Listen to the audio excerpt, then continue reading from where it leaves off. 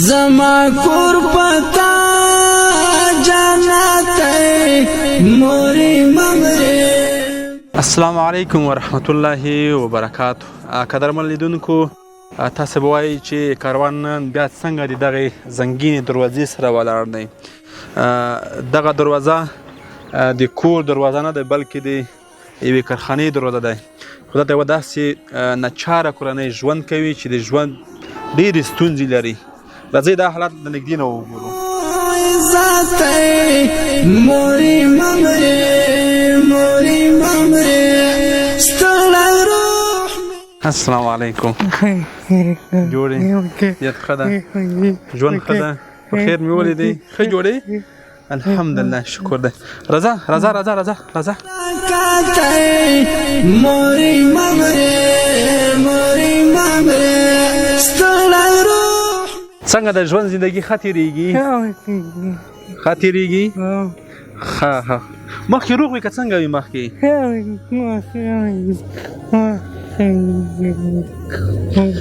خدای مهربان دی، انشاءالله هر څه به ټیک شي. درېدی نه شي دغسې؟ کښېنه، خیر نه کښېنه. قدرمن دوستانو، موږ داسې د خپل روغ صحت نه، خپل وخت نه باید ښه ګټه وکړو. دغه وروره مخکې روغ و جوړ تیار وخو الله پاک داسې یو حالت پرې راوستو چې اوس درېدی هم نه شي. دا د کور سرپرست ده، دته د کور سرپرستي ورغاړه ده. دلته دوی په یوه کارخانه کې ژوند کوي.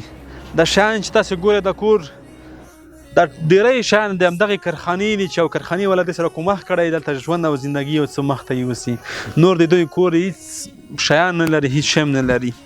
د مونږ دغه ورور کوشش کوي چې مونږ تاسې پوه کړي، خو الله پاک هغه نعمت ترې اخیستی دی، مونږ تاسې نه شي پوهولی.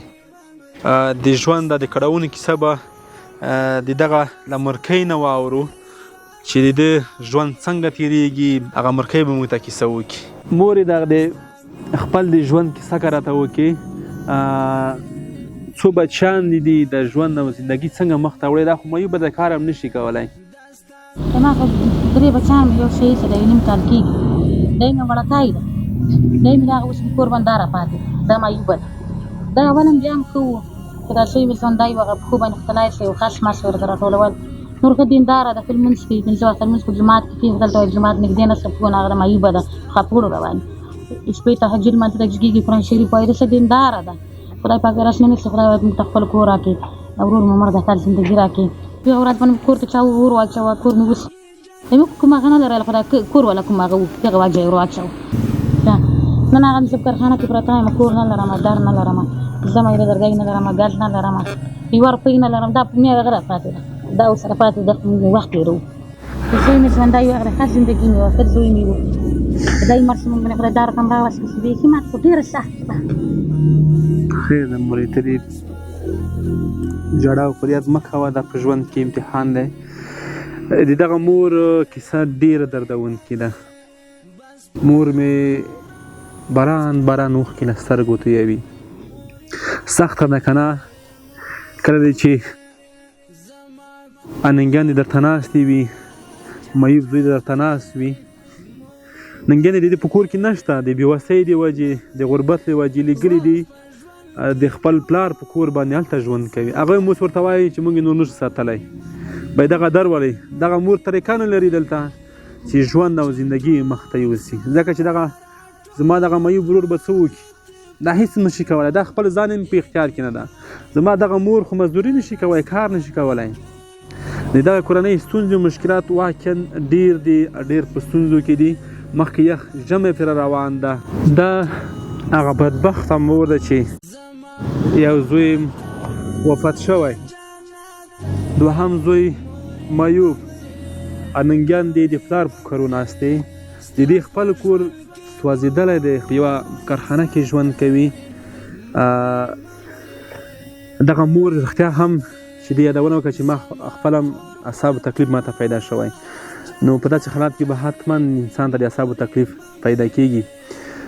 مور انشاءالله مونږ مسلمان وروڼه او خویندې لرو، هغه به انشاءالله کومک کوي، دغه ستونزې مشکلات به کمیږي. خدای پاک غفور او رحیم دی، هر څه به خدای پاک سم کړي. مور یا کوم شی ته ډېر دردوي؟ ترجمانې خبرې خو ډېرې دي په دې چې زوی مړ دی ما چې رسکي مونږ ګاندې پلار په کور ناست دي مخکې څوک نشته دا مې لور دی ما نه خلک غواړي خامخا یې ورکومه لویه ده نه مخکې مونږ لوږې کله لیدلې وي ما بچه یې وه زوی مې و همه زندګي وه هېڅ زه بیخي دغه نه خبرې نه شم کولی نن دفعه ګلمسي لاړم ګاندې مې لاړې نمایي بدلوی مې د په ونه خیال ده مورې ممرې دا دې څومره برکت ما ډېر ښه زوی و دی و بیخي شهید شم هغه بیخي موږ نه تنشکا نه ده راوستلې دا ماته یوه ډېره لویه خبر دی بیخي دغه زه زغمای نه شم اعصاب مې پرک کړه کله کوکي وایم کله منډې وایم کله وایم چې زوی مې بېلته دغه سترګو نه زوی وینم نه دروازه یې نه بلدې جنازه کله منډې وایم هغه د جنازه یې ویې وړله اعصاب یې مې پرک کړه دې یو نیم کال ودرېدلې اوس هم مینه مې هغه د رای وړ ویې وړ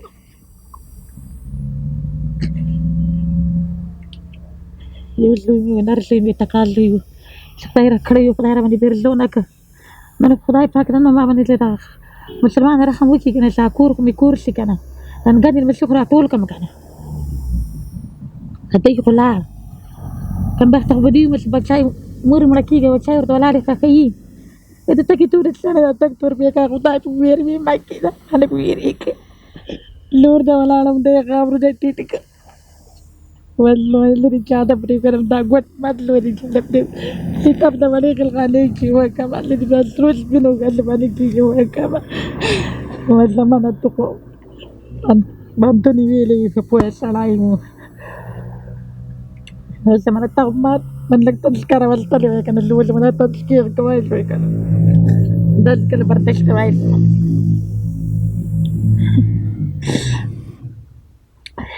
تابعين ما شايم بشتركوا كي نقدم بشتركوا كي واش ما لرما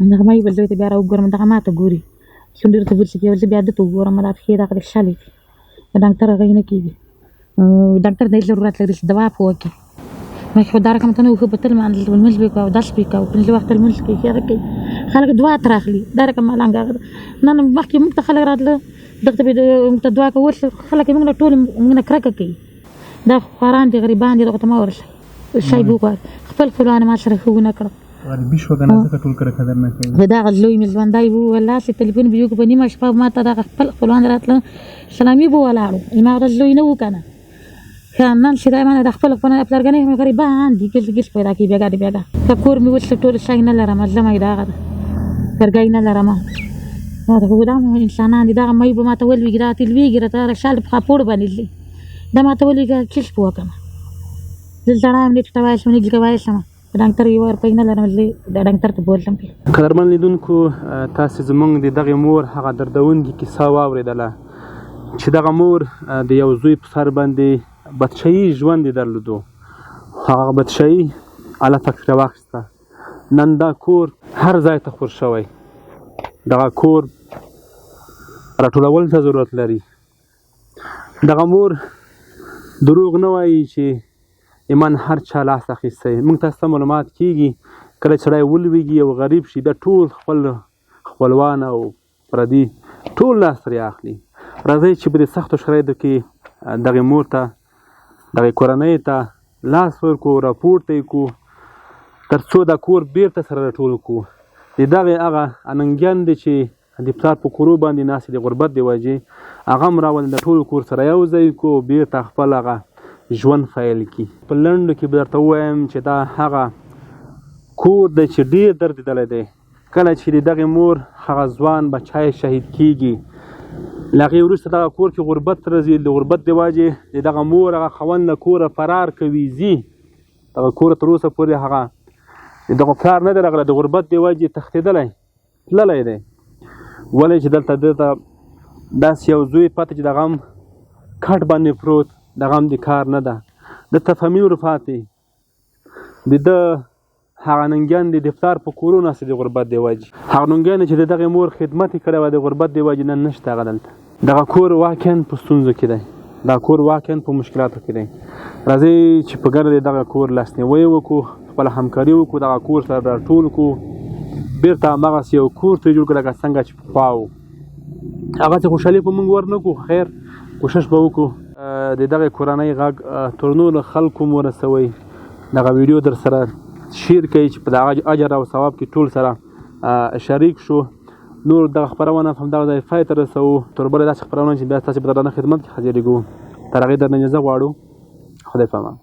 څومره برکت دی مورې ممرې مورې ممرې زما کور پتا جنت دی مورې ممرې مورې ممرې ستا په ژوند کې